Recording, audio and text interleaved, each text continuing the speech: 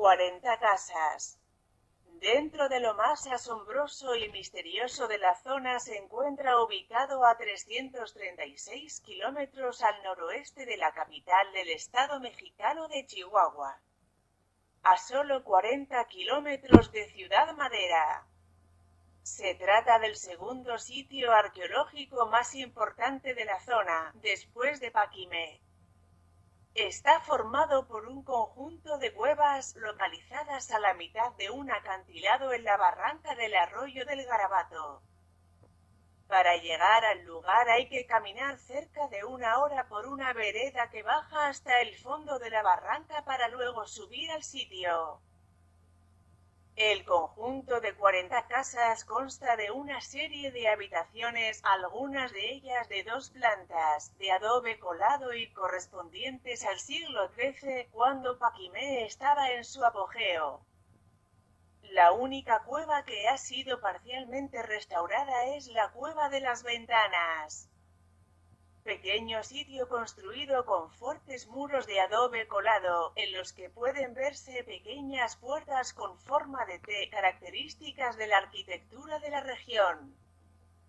Se trata de una estructura escalonada en la que solo se puede visitar los recintos de la planta baja, distribuidos de forma que se aprovechará al máximo el espacio de la cueva. Los recintos han sido restaurados y acondicionados para recibir visitantes. La construcción de las 40 casas se cree ocurrió durante la época de mayor esplendor de Paquimé, 1205 a 1260 después de Cristo, época que corresponde al período tardío de la cultura Paquimé. De esa época datan las construcciones. En ese tiempo la zona de 40 casas fue utilizada como punto de reunión para los comerciantes nativos del grupo Paquimé, que se comunicaban con las costas del Océano Pacífico y el Golfo de California. Se dice que el asentamiento de 40 casas fue una guarnición que protegía los grupos afines establecidos en la región, además de salvaguardar las rutas comerciales. Sus pobladores cultivaron maíz y calabaza. Su alimentación se complementaba con la cacería de especies menores, conejos, y con la recolección de plantas silvestres comestibles como bellotas, semillas de yuca y hojas de maguey. Lo anterior se comprueba por los restos que fueron localizados en las excavaciones arqueológicas. Paquimé, centro regional, debió tener frecuentes problemas con grupos vecinos hostiles, lo que explica la presencia de muchos puntos de vigilancia en áreas muy extensas. Asediado por esos grupos o quizás por problemas internos, el asentamiento decayó, fue abandonado y algunos de sus habitantes emigraron.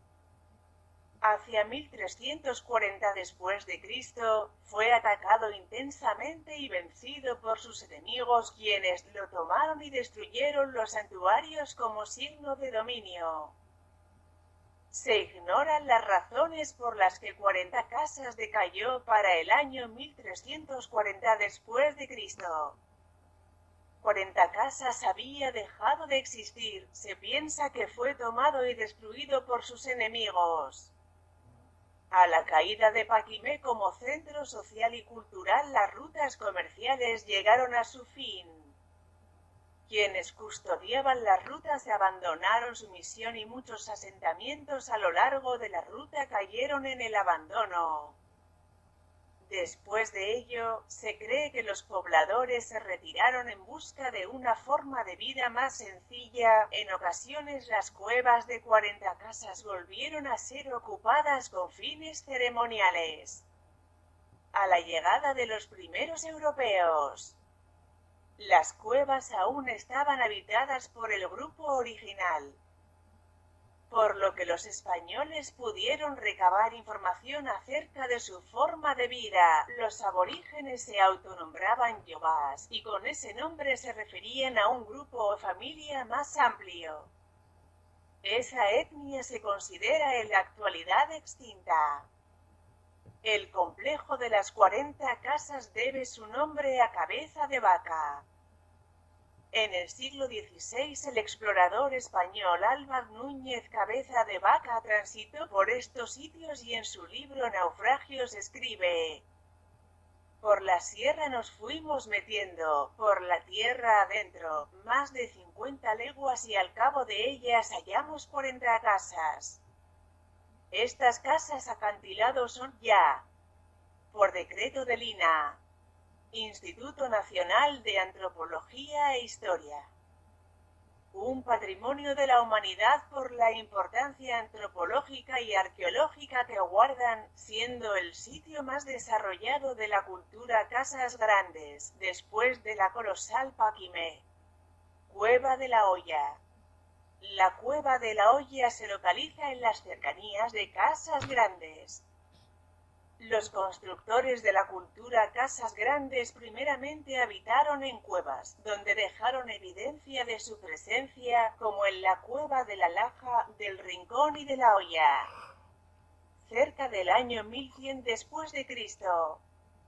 Se establecen en los valles, cerca de sus cultivos, siendo así como se consolida el inicio de la cultura Casas Grandes. Los sitios de la provincia serrana de la cultura Casas Grandes son la evidencia mejor conservada de los diversos periodos de la ocupación humana en la región.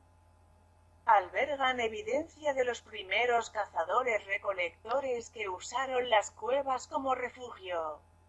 También albergan evidencia de las primeras aldeas agrícolas. Hay evidencia del florecimiento y la decadencia de la cultura Casas Grandes. Y fueron refugio de los grupos de apaches que estaban siendo exterminados durante la segunda mitad del siglo XIX. Cueva Grande. Otro lugar espectacular de la zona es Cueva Grande en Madera, municipio de Chihuahua. Construcción de adobe realizada aproximadamente entre los años 1060 y 1205 después de Cristo.